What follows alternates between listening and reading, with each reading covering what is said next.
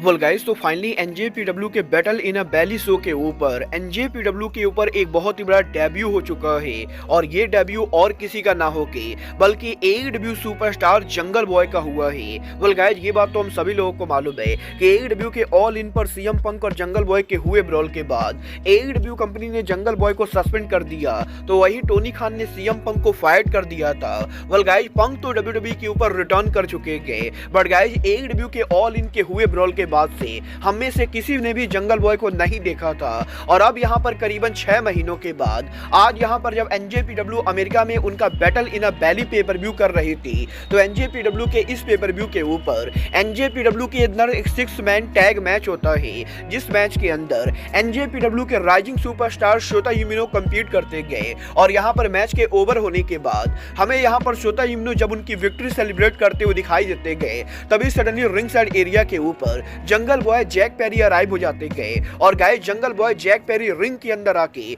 शोता युमिनो के ऊपर अटैक कर देते गए, जहां पर जंगल बॉय जैक पेरी के शोता युमिनो पर अटैक करने के बाद जैक पेरी हमें यहां पर एईडब्ल्यू कंपनी के कॉन्ट्रैक्ट को लाते हुए दिखाई देते गए। और गाइस, एनजेपीडब्ल्यू के रिंग में बीच में खड़े होके jungle boy Jack Perry AEW के कॉन्ट्रैक्ट को फाड़ देते गए। और गाइस, एईडब्ल्यू के कॉन्ट्रैक्ट को फाड़ते हुए जंगल बॉय जैक पेरी एक रिस्ट बैंड निकालते गए, और इस बैंड के ऊपर यहां पर स्पेक गोट लिखा होता है, जिसे यहाँ पर जंगल बॉय उनके हैंड के ऊपर पहन लेते गए। और गाइस, कुछ इस तरीके से आज यहाँ पर एनजेपीडब्ल्यू के battle in a valley pay per view के ऊपर जंगल बॉय जैक पेरी ने एनजेपीडब्ल्यू में डेब्यू कर दिया है। और एनजेपीडब्ल्यू के battle in a valley pay per view के ऊपर जंगल बॉय जैक पेरी ने एईडब्ल्यू का कॉन्ट्रैक्ट भी फाड़ दिया।